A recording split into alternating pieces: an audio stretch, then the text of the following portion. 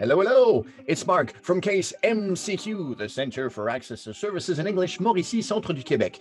At CASE, we provide support and resources to facilitate and promote the well-being of the English-speaking population of the Mauricie, Centre du Québec region, mainly through meetings, workshops, and activities for all ages in the areas of health, education, and wellness programs aimed to build community. You know, we should be friends.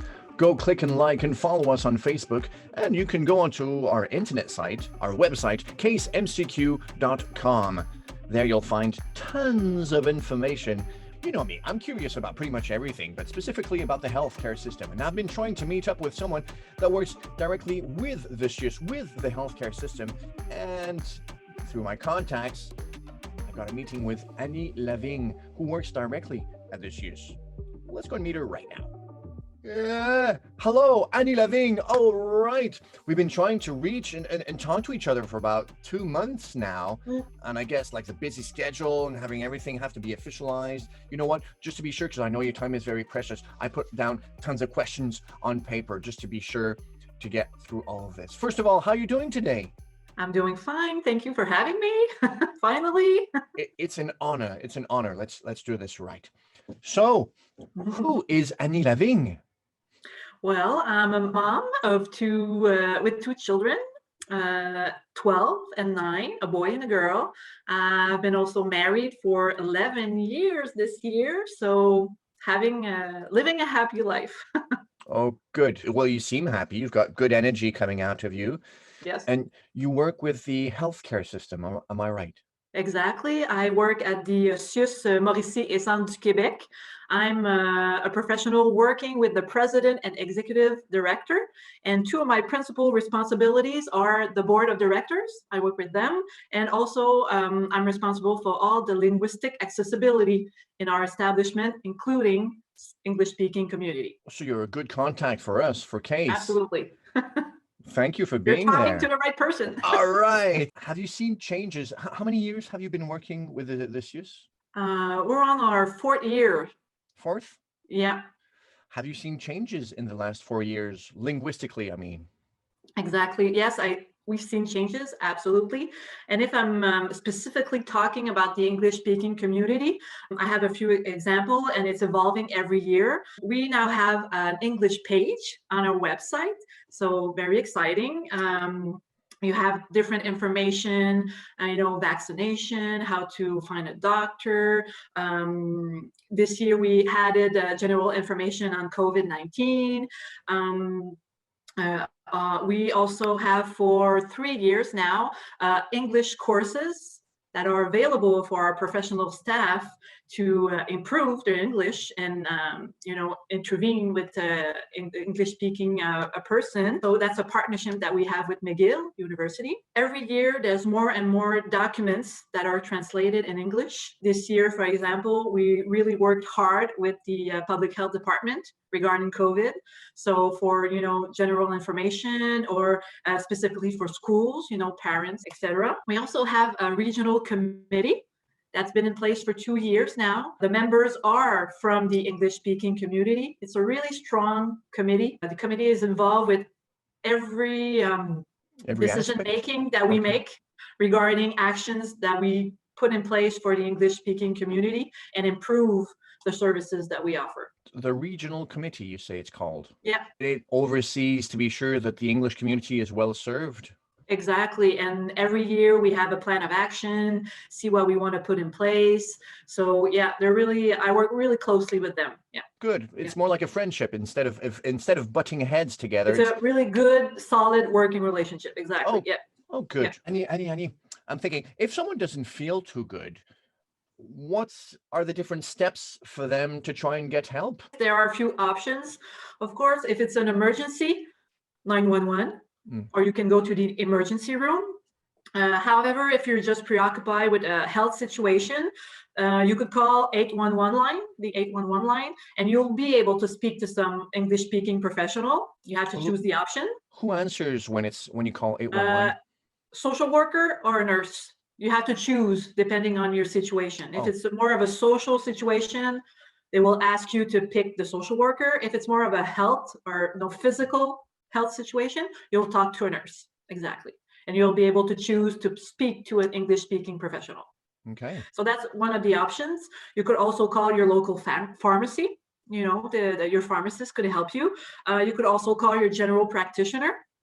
That's another option. If you're just looking for, you know, what kind of services that are available, you could go to our English page on the website.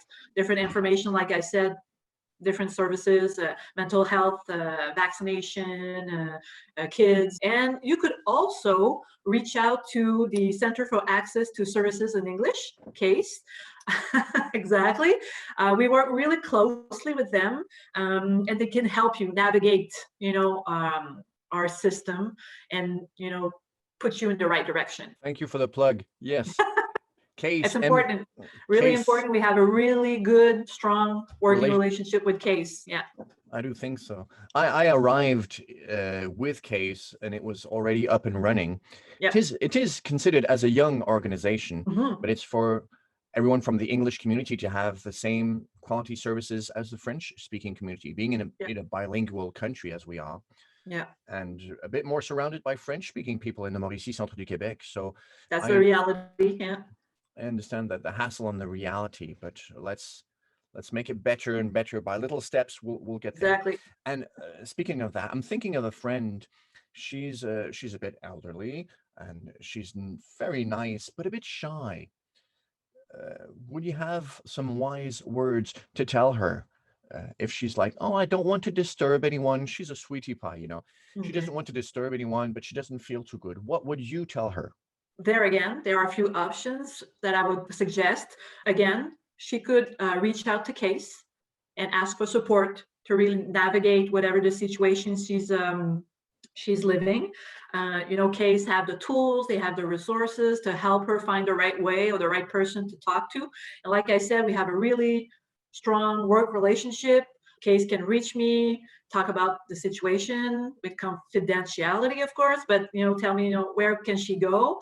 But I guess my best advice is, and it's really important, that if a person needs our help or a service or is already using your service, that person needs to ask to receive the service in English. If she's seeing a nurse or a social worker, doesn't matter, because that person or the English-speaking person has the right to receive her service in English, and we have the obligation to do everything we can to make that happen. So really, it's really important, not be shy and ask for what you need, because it is your right to receive a service in your maternal language. And I think it's important, especially when we talk about health, because when you want to explain how you're feeling, if you're not feeling too well, it's important to have someone that understands it's a throbbing pain. It's not an aching pain. It's all the different specific pains. So I'm thinking of the person arrives in admission. They press on a little button. It says, let's say, okay, A3 is the next to be served. Okay, they go up to the window and the person doesn't speak English. What should they do? They should, like I said, still ask to be served in English. It's not that we have a big population of professionals that speak English, but usually they can find someone, you know, to talk with the person and do a minimal conversation and see really what they need. And we're also exploring with technological tools to help the professional and the patient or the person that is in front of him to have a minimal conversation, written or, you know, voice. And we're looking into that to help to have a minimum of services. But we also have interpreters that we can ask that can come in. But really, there are a few options, and really it can happen, but you need to ask. Yeah, because if someone's in the healthcare system, it's because basically inside they want to help. Yeah, exactly, and they will do what they can. Yeah. Well, Annie, let's say I need information. I can see on the CIUSSS website that the document exists, but it's only in French. How can I get it translated? To whom should I ask to get help to get it translated? I guess the best option right now would be to contact CASE and make the request, the suggestion. And like I said before, we really work together closely. So the request, you know, would be made to me, and I could make, you know, the steps and action, you know, to make the request happen. And people can ask through our website, CASEMCQ.com, or we've got a Facebook page, and there's also another Facebook page, which is my friend that has that takes care of it, the English speaking community of Trois-Rivières. So it's like three different avenues that people can go on to get information or to get the ball rolling. Exactly. And since we work really close together, you can be sure that the information will come to me, will come back to me.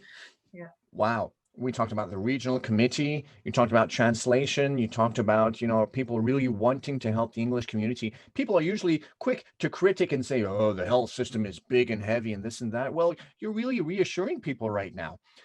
Do you have a clue of things to come? Well, there are a few things that we want to continue doing. Our partnership with CASE, with McGill University for the English courses for the professional. We want to increase awareness activities for the professional. We also want to work more on reaching out to the English-speaking community. That's really important. And of course, working with our regional committee, to improve and ensure that linguistic accessibility for the English-speaking community continues and, goes on for the next few years. That is super duper great news. Annie Lavigne, I know you're like super busy because it was already difficult to get you on the show. I like to say the show. It was difficult to get you on the show. So thank you so much for taking a couple of minutes of your time, and have a super day, Madame Annie Lavigne. Thank you for all the good news and all your time. It was my pleasure. So thank you. Have a nice day. Have a super day.